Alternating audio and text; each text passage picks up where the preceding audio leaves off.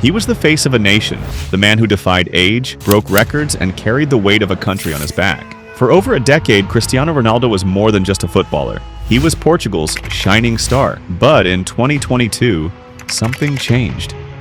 In the twilight of his legendary career, Ronaldo's World Cup dream was supposed to end in glory. Instead, it ended in whispers, controversy, and a nation torn in two. Was he betrayed by those he once led? Or was his ego the real enemy? This is the untold story of pride, power, and the unraveling of a legend. The Ronaldo bench drama. Did his ego destroy the team? The 2022 FIFA World Cup was meant to be the stage where Cristiano Ronaldo, one of football's greatest icons, added the final chapter to his already legendary story. But instead of cementing his place as the hero of his nation, the tournament saw a shocking turn. Ronaldo, the face of Portuguese football for over a decade, was benched during one of the most pivotal moments in Portugal's journey. This was not just a tactical decision, it was a clash of egos, ambitions, and power struggles. The drama that unfolded left fans, players, and pundits wondering, did Ronaldo's ego unravel the very fabric of the team? In the early stages of the tournament, everything seemed fine. Ronaldo remained the leader of a team brimming with young talent, eager to build their legacy. Portugal's squad was a blend of seasoned warriors and youthful talent. Alongside Ronaldo, there were familiar faces like João Moutinho, Rui Patricio, and Bernardo Silva, all experienced players who had fought in previous campaigns.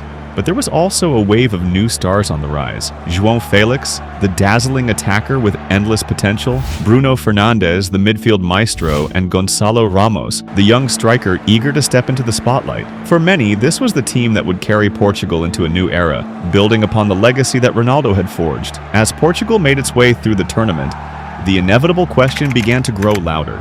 Could Portugal succeed with Ronaldo still at the helm? Or had the time come for the team to chart its own course, free from the gravitational pull of the past? It was clear that the stakes had never been higher. Ronaldo's dream was not just Portugal's dream anymore. It was becoming a fight for the future of the team itself. The stage was set. Portugal's final group stage match against South Korea was pivotal, not just for progression, but for the future of the team. Tensions were already running high after a few shaky performances in the early rounds, and the last thing Portugal needed was a divided squad. But what unfolded on that fateful day in Doha would rock the footballing world to its core. The decision came like a bombshell. Cristiano Ronaldo, the man who had carried Portugal on his shoulders for over a decade, was benched. The world watched in disbelief as manager Fernando Santos made the bold choice to leave the team's talisman on the sidelines, opting instead for the younger Gonçalo Ramos, who had been waiting patiently for his moment. The weight of this moment, however, extended far beyond the tactical adjustments of the match.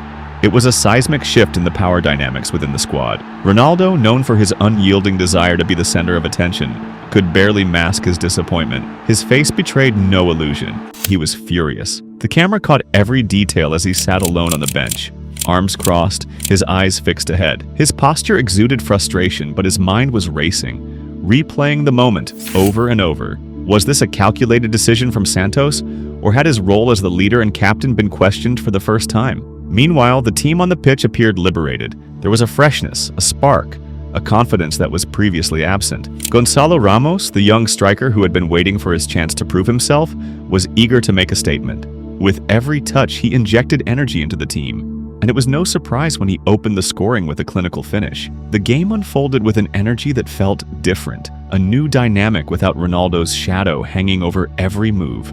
But as the final whistle blew and Portugal celebrated the commanding 6-1 victory, the questions began to flood in. Was this a tactical stroke of genius by Fernando Santos, recognizing that a change was needed to revitalize the squad? Or had Ronaldo's ego been the real issue, and was this the moment when the cracks in the team's unity truly began to show? Ronaldo's reaction was telling. As the team gathered in celebration, he remained distant. He didn't join in the communal joy that had taken over the squad. His posture was stiff, his gaze cold. The rift was visible, and the media had a field day, dissecting every frame, every gesture, every unsaid word. The headlines were ruthless. Ronaldo on the bench? The end of an era?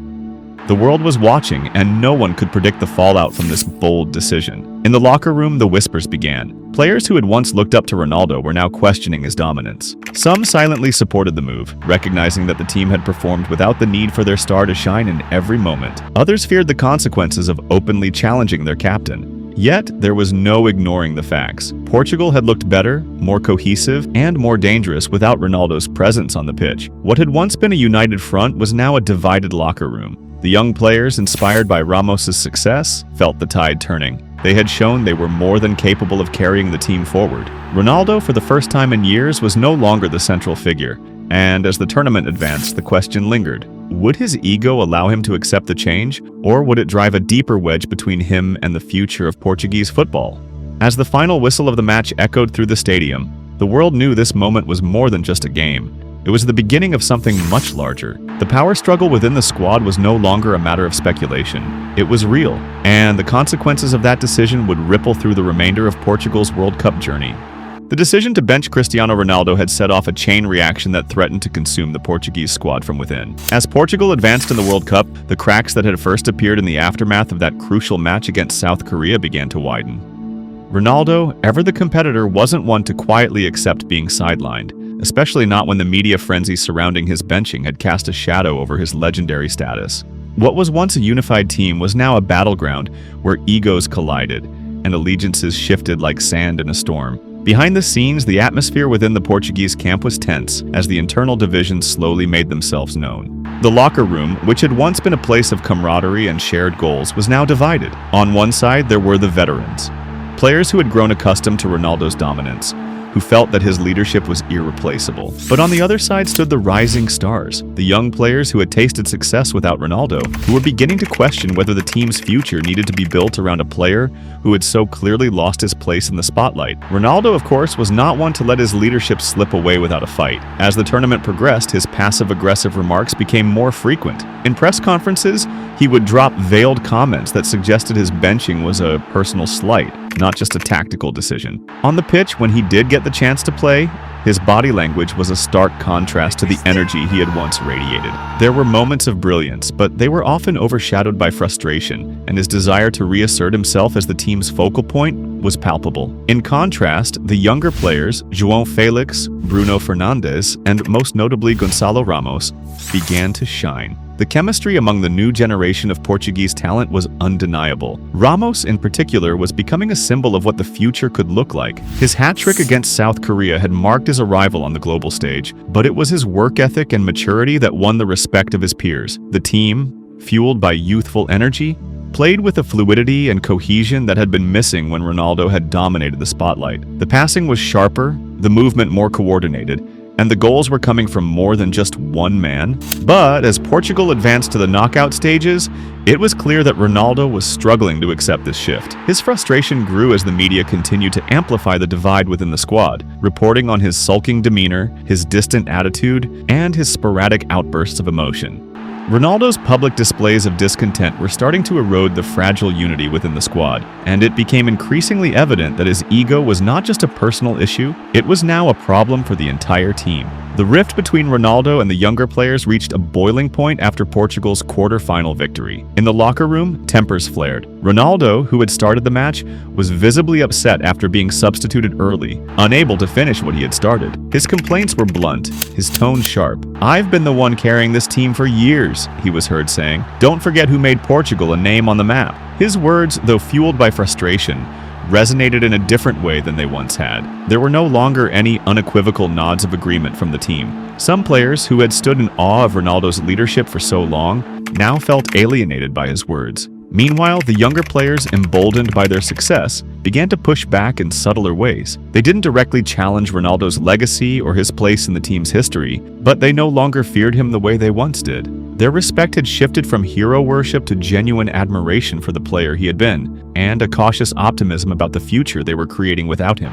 It was clear that the unity that had once defined Portugal's success had been replaced by two camps: those loyal to Ronaldo, and those who believed that the future of the team was not tied to one man. For the first time in years, Ronaldo wasn't the undisputed leader. The team had moved forward, but at what cost? Even manager Fernando Santos, who had been a staunch supporter of Ronaldo's influence, began to feel the pressure of the situation. The benching had been a calculated risk, but as the tournament wore on, the repercussions of that decision were becoming too great to ignore. Santos had once been the man who crafted Portugal's World Cup strategy around Ronaldo's talents.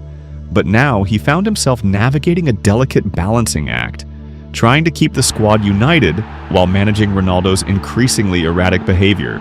As Portugal entered the semi-finals, the question was no longer whether the team could win. Portugal's path to the 2022 World Cup was meant to be one of triumph. The squad, bolstered by a mix of experience and youthful brilliance, was on the brink of greatness, but the internal struggles that had been simmering beneath the surface began to boil over as the tournament reached its critical stages. As the quarterfinals loomed, Portugal's dream was no longer just about football.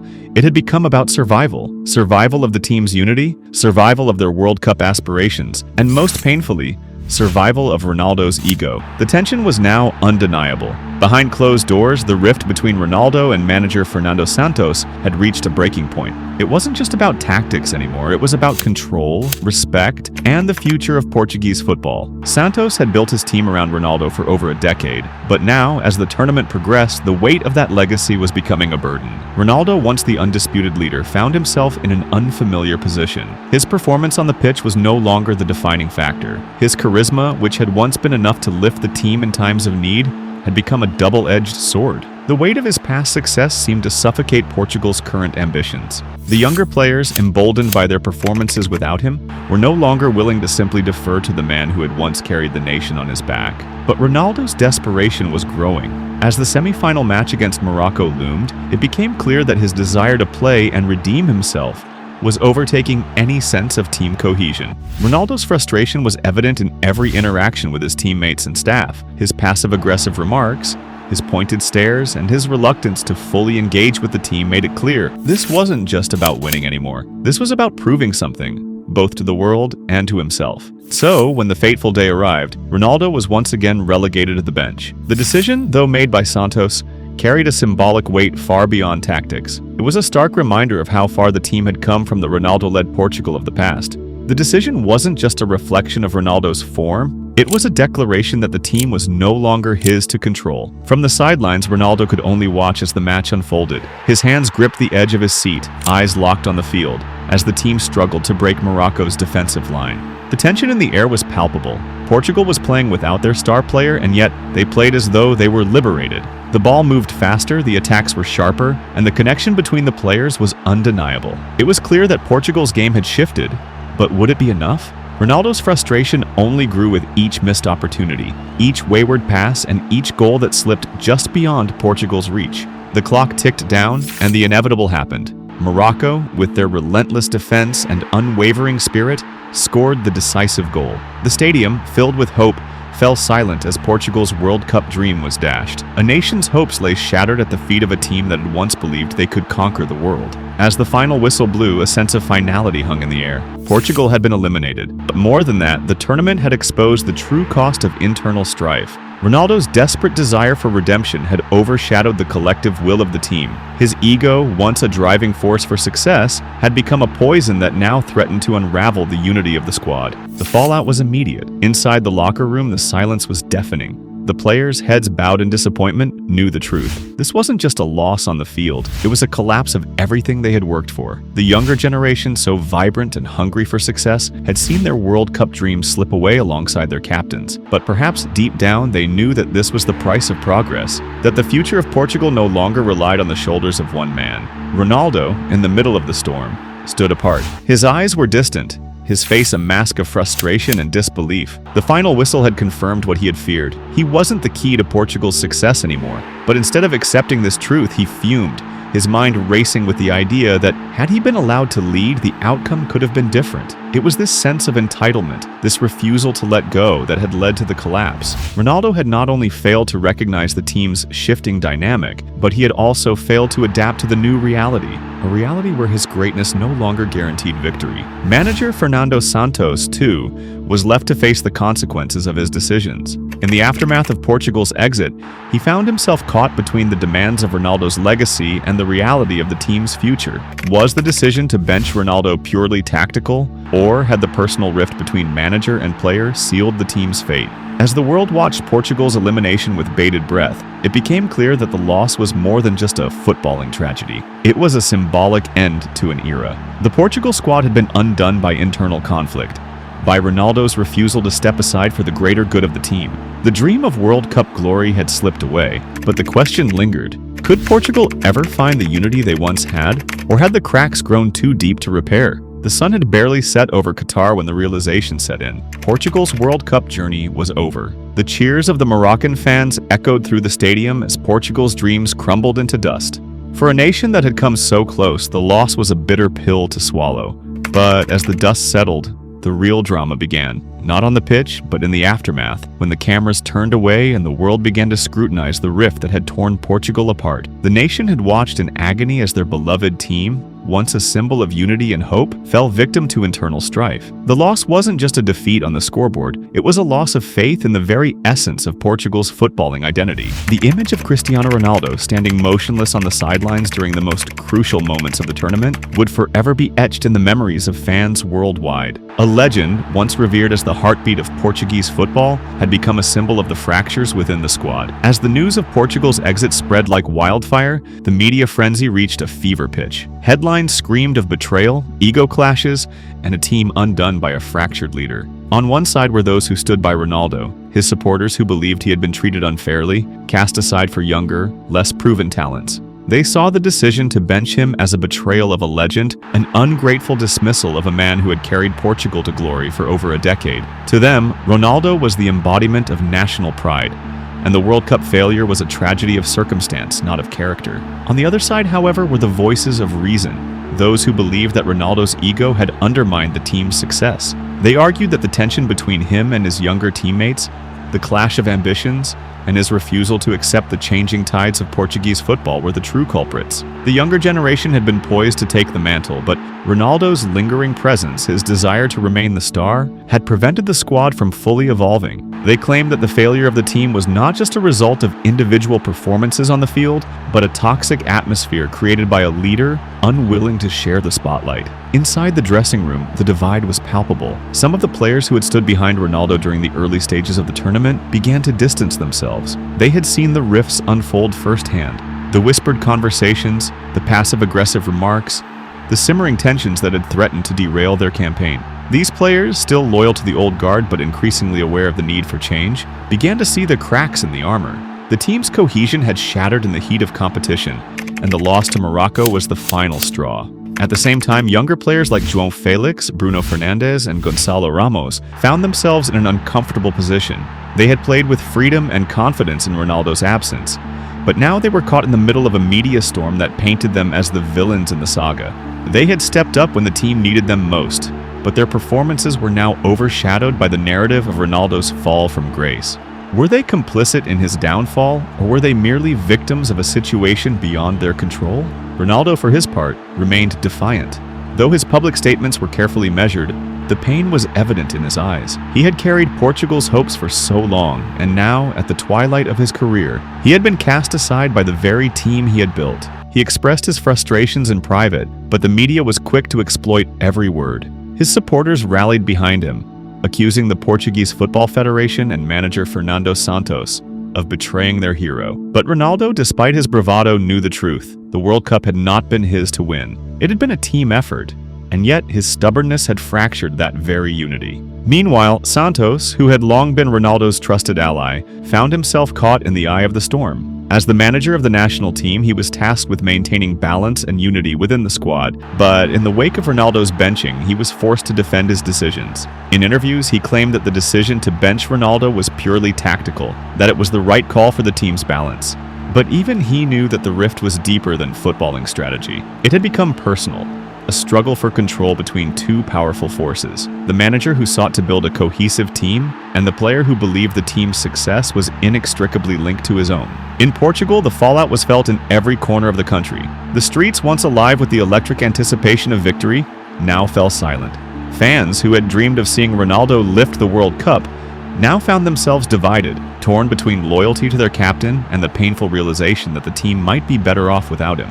The public debate raged on in every cafe, every bar, every living room. Some called for Ronaldo to retire from international football, allowing the team to evolve without the shadow of his ego. Others begged for him to return, to reclaim his place as the face of Portuguese football. In every discussion, one thing was clear. Portugal was no longer the united force it once was, and yet, amidst the chaos, there was a sense of hope. A new generation of players, though scarred by the experience, had shown that Portugal's future was bright. The likes of Gonçalo Ramos, João Felix, and Bruno Fernandes had proven themselves capable of carrying the mantle. But the scars of this World Cup, of the fractured team, of the egos that clashed, and of the lost dream would linger. Portugal's footballing identity would never be the same. The question that remained as the dust settled was whether the country could ever heal and unite again, or if the damage had been too deep. The 2022 World Cup would not be remembered solely for the matches played, but for the dramatic story that unfolded off the pitch, of a nation divided, of a team fractured by ego, and of a legend whose fall was as painful as it was inevitable.